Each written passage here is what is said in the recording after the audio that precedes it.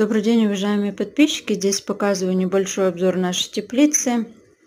Значит, что мы сделали? Загнули дуги, покрасили их, сварили между собой по центру, по верху.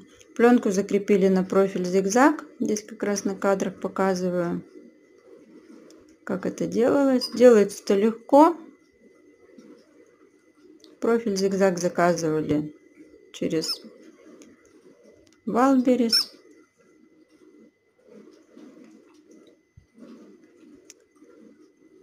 Пленку на двери крепили на старую отработавшую уже капельную ленту.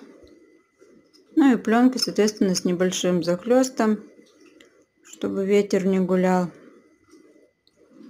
Ну и так теплица выглядит изнутри.